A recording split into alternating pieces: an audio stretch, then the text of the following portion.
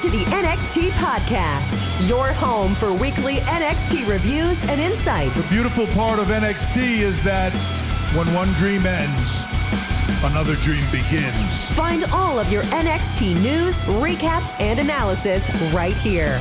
So with that being said, we only have one question for you. Are you ready? We thought so. Let's get the show started right now.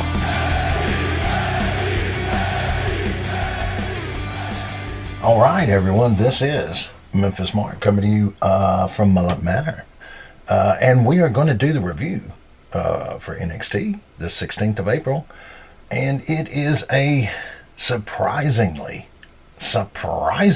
good show. Really only have one dud out of the group, so I mean, can you beat that? And they even started off the now forever little deal they do at the start of every WWE is now been changed up officially. New era, new promo, new voice, so it's different. So I of course am more of a nostalgia guy, but I like change, and I like some things. So we'll see how this plays out over a period of time. May come to love it, but a good start to everything. They even got the fans. They're showing the fans coming into the Performance Center in Florida there, getting ready for it. So kind of a different way to start it off. A lot of energy. Can't complain. Of course, you're going to go in to the starting match, which, last week they built a story. Because Metaphor kind of did a little comic mimic thing of some of the guys, and some people didn't like it, and Dijak did not like it, so he came out and got in Metaphor's face last week, which is leading to this match. And the match itself, Dijak's so much bigger. It should be like a squash match almost, but the way they're doing a build, they're doing a slow build on Noam because he looked good in this match. He did everything the way it's supposed to be done. If you're the smaller guy, you got to chop the guy down. He had great moves. His timing is good.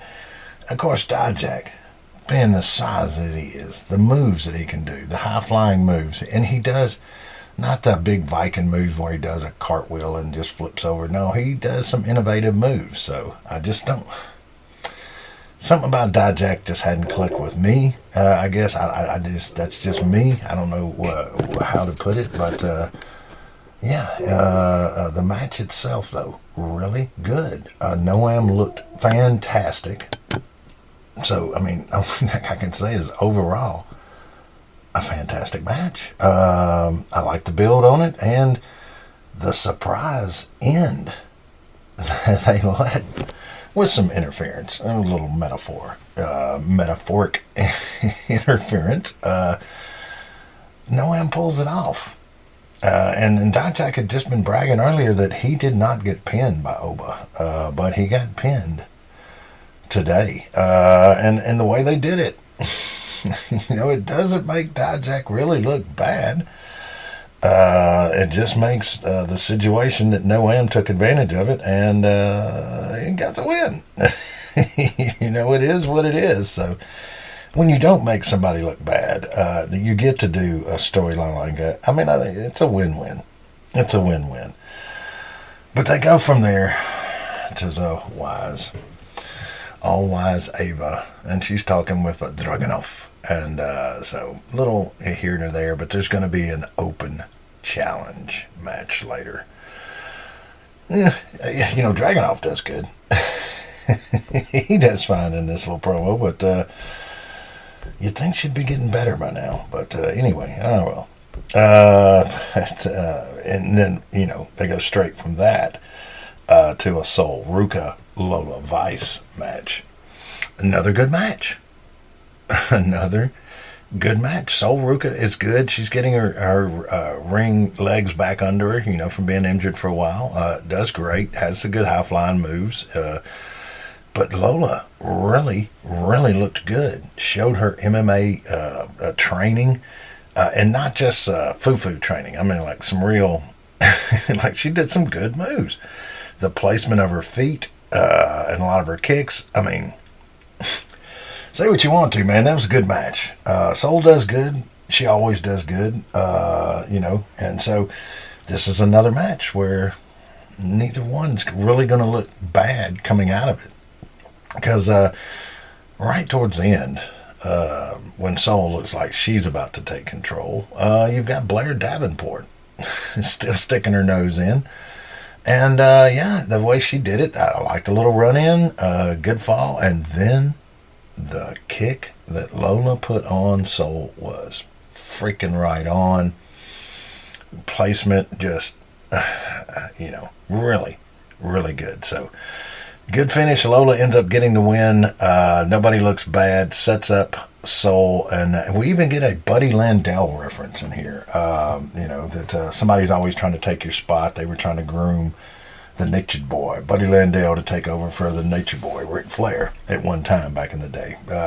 He could not. Buddy Landell was good. Could never cover those shoes. And, of course, didn't cover those shoes. But the match itself, though, really good.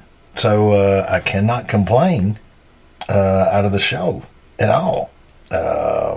Everything they've done. So they do this little, they go from there and they do this little anonymous, where they're trying to act like they've got a hidden camera or somebody's privy to something that they're not supposed to. And in this one, it's Ridge Holland and Mr. Wild of LWO. And that's going to set up a match a little bit later, because Rich, puts a little choke on him. It tells him pretty much out of my business, man. And so, it's got a lead. And then, of course, the great skills of Ava in that, too. But Booker T was on fire tonight. Just good references, good everything. And the only real kind of dud, well, not really dud, but in this particular case, but they have Adriana Grace doing her little pageant deal with Gigi. All right. And I expected this to really suck. I just did. I thought this is really going to be bad. But this is a case of the ladies taking something that was written and making the best out of it. Now, it wasn't particularly for me. I did think it was, the way they did it was okay. But the teenagers and the kids that were around me, they thought it was cool. So that's your audience on purchasing most of your WWE merchandise. So maybe it's a win, and I just didn't know it. But just the quality. These things are like little movies.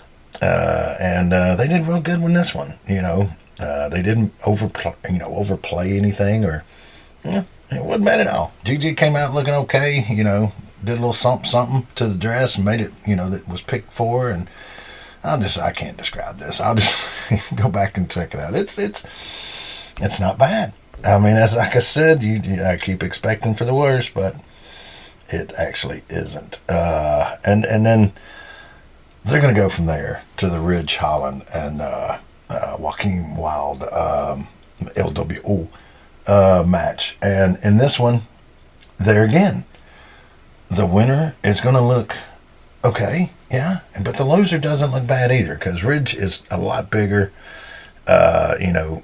It should be an easy match, but Mr. Wild, man, anybody that can fly through the sky with the greatest of ease, this gentleman does.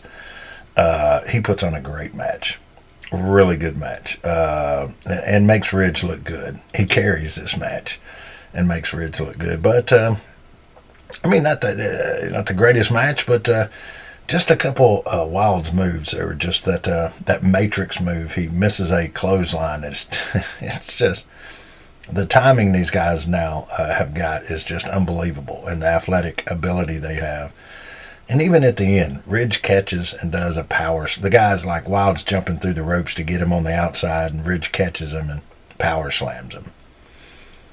But then on the outside is Shawn Spears.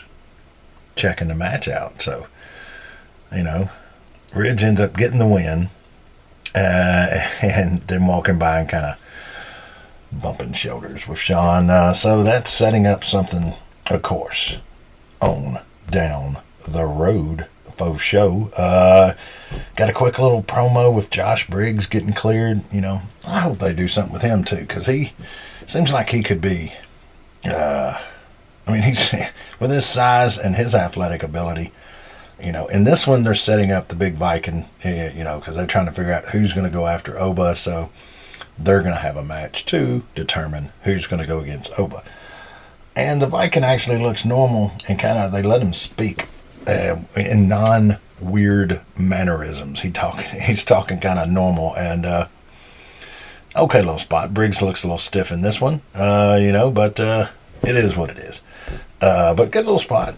Can't complain. Faux show. And they go from that to Nofi and Blade in this Brinley Reese. They're trying to do some little TikTok promo or whatever, but they're in the gym, and she's thinking the AOP is ape or whatever. I don't know. Kind of a stupid interview, but I hope they don't typecast Nofi and Blade in a bad way, because man, these guys could get over. They could pull it off. They're young, good-looking guys with ability just out of the world. So hopefully somebody helps them. Somebody comes on and gives these guys some good writing. That's I just don't want them to get buried. And with more promos here, you got Andre Chase and Zia Hale. He's explaining the gambling angle on their storyline, and there again, it's somebody that's doing the best that they can with what was written for them. And I could see somebody writing this out of an experience or a friend's experience and thinking they can sway it into this storyline, and they do the best they can. On this one, it is what it is. But you're going to have, after that at least, you're going to have a little action, not in the ring per se in a match, but you've got Tony D and the family coming out. The consigliere, the underboss. You've got this future ladies, a representative of the D'Angelo family. So he gets up in there and he's giving his little State of the Union speech, whatever you might want to say. And then you've got the No Quarter Catch crew that comes out there, and Dempsey's a mouthpiece for them in this one, and it's going to end up in a fight, like it always does. But Tony had to carry this little promo spot because it could have gone really bad. Dempsey there was some awkward silence. And back in my restaurant nightclub days, when you heard silence, that means the DJ was either in the bathroom or you had some kind of problem. So it was a big deal. So radio silence, bad. TV silence, bad during an interview. So Tony D pulled it out. They did okay. And then, like I said, they throw hands at the end. But this is all leading up to, I think, the best match of the night. And I gotta say, possibly the best debut I have seen. I'd have to go back and really think on this one. I can't remember the first time I saw someone wrestle for the first time. And I know he's been on, but I mean really getting a chance. And he impressed me the way this Evans kid, this 19-year-old, phenom, his entrance, he jumps over Booker T and Vic and jumps over Dragunov and spins his direction around in midair and lands in front of him like a superhero. And then they put on a match. I mean, he beat the daylights out of that kid, and that kid kept coming back, and it looked good. Even if he might have had a little slip up, he made such impact on his rest of his moves. Because they set this up. They have all these wrestlers running in, trying to get in. And then he comes from the other side and does his entrance and jumps in. So you got to have a good match with an entrance like that, man. And he did not disappoint. This is definitely worth going back and checking out. Dragunov did not have to carry this match. This was a match that I would have been impressed if I was a veteran in here, that this kid's got this kind of poise. A little weight on this kid, time in the gym, man. 19 years old. If he just keeps his nose to the grindstone, doesn't listen to the people around him once he gets a little, gets more TV time, and he just keeps working, man, he could be, dare I say the word, generational talent. Or phrase, I should say. It was, I was stunned. I highly recommend going back and checking this match out. And it was about midway of the show. So it's like I said, I was just stunned at how good this kid was with his timing and everything. It blew me away. All right, let me see. They do some more promos, of course, and got a little of that going on. Let's see. I'm still kind of, I said, that match kind of really did surprise me. And then you've got Sol Ruka and our lovely GM Ava that is here passing off more knowledge. Sol wants her match with Davenport, so of course they set that up. And then you're going to have a Thea Tatum Paxley match that Thea does good in the ring. She's like a little Buzz Sawyer or something. And no, Buzz Sawyer the wrestler, but she does good in this match. But Tatum Paxley is really come into this role that she's playing. Her character has to be somewhat of a part of her, because she just does it just a little too good. The creepy psycho girl. And then, you got Thea over there doing all her Four Horsemen moves, all her technical type, good moves, good solid moves and everything. But, the match itself, not so bad. Actually, surprisingly good for them. I expected it to be really kind of, not be worth watching, but Tatum is really, like I said, she's really taken on that role. So her mannerisms and her moves in the ring, fit her personality. So weird moves, strange thing in the corner she did. You have to check it out. But hey, she's pulling her character off and gets the win. And what was surprising at the end of this match, they've got to break the ladies up, and then in the middle of this, you've got Lyra coming in to jump on Tatum. Andre's going after. It's just pandemonium at the end of the match. Not so bad. Good little end on it. Then they go and they play Roxanne being her villain self, and she's kind of growing into that role a little bit. She's really taking on that smart aleck kind of, she's taking on pretty good. So she makes a couple little references to Ava, so Ava's got to have her screen time. So she comes in, and only the way Ava can, says that, hey, I've got an easy job. That's what you just said. So we're going to have a three-way match at Spring Breakin'. I hate that name, Spring Breakin'. Right, yeah, Spring Breakin'. Anyway, but yeah, and Ava looks so much bigger than Roxanne. Like Andre the Giant bigger. It's just, all right. But then they're going to have, you've got the Final Testament coming out to have a match. And you got Precious Paul Ellering that never gets to speak. 70 years old, actually the oldest active character or person on the roster, I believe. But you've got AOP going against Blade and Inofi. And like I said, man, I just don't want them to bury Inofi and Blade, because I really think that they could do something. But they really must believe in this AOP, because they've been pushing them and trying them for a while. Now bringing Ellering in and flying him in just to have him walk out in a pair of leather pants with that look. If he can still talk, they need to let him on the mic or whatever. Or maybe they're grooming Cross to become a manager later on. I don't know, but they really got to believe in AOP as much time as they've spent on these guys. And they're good. They're big, and they're 300-pounders. And, yeah, it's just sometimes if somebody doesn't get over with this much TV time, I don't know how much rebranding or repackaging you can do to make them get over. But I don't know. They're trying.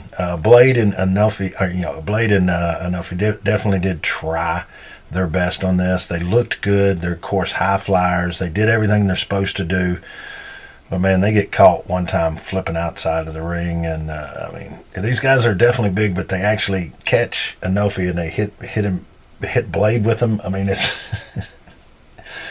it's when you use your opponents to batter the other opponent, but they made it look okay. It's okay. You got Ellering at the end up there, but you got Nathan Frazier and Axiom, the champs, running out with the belts and doing some goofy little, like, hey, look at me, I got a belt, whatever. But, and it was after that they do some more of the Grace and Gigi spot still. It's okay. Then they're going to have Josh Briggs and the big Viking going at it. And Josh Briggs has supposedly got 2 broke ribs, but was cleared anyway. And he does portray that in his match. He gets every chance he gets. He grabs his ribs. He does that. The match itself, pretty good. But, of course, if a 300-and-something pound man squashes you off the second or third rope, you're going to, if you've really got bad ribs, you're going to lose. And that's actually what they did. So, there again, it doesn't make Briggs really look that bad, because of the way he lost and everything. But they got a little Oba Finney watching in the background with a big old grin, so... And, of course, he's got to throw somebody down walking out to look impressive. And poor Mensa, you figure with a name like Mensa, he'd be smart enough to stay out of those situations. But doesn't always work that way.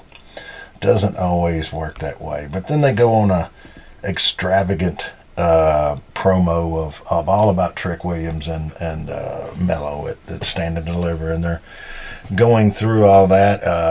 It's okay. And then, of course, they show the refs setting up this steel cage match that they're going to do. And it's all pins that they're just setting these panels together with. And then they have the match. Now, this show has been good. I've liked everything. I mean, I would recommend it. But this has to be the worst steel cage match I've ever seen in my life. These 2 guys were terrible. They are not the type of people to do a steel cage match. They just were not. Their moves do not go with that. It just didn't look good. Trick looked out of place. Melo was trying. It just wasn't good. I got to be honest when it calls for it. And, towards the end of the match, it gets okay, I guess. It was hard to watch. I mean, it's just the way it was. Trick ends up getting the win. So they're building on that, heading towards with him and Dragunov, because Dragunov's up in the Muffet box at the end. They're mouthing at each other, but that just shows you how good that match was. I just skimmed through the whole thing right there. It is what it is, guys. I don't know what I can tell you on that one. But overall, show good. Liked everything except the end. The guys are working with what they got in front of them and went as far as the writing. So, it is what it is. But we're getting ready for spring breaking. And that's coming up in 2 weeks.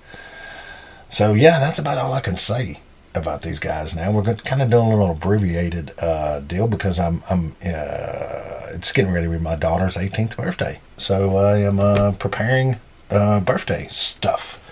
So we're going to cut it off a little quicker this week. But guys, we will see you next week. And thank you very much for listening this week. And this is Memphis Mark.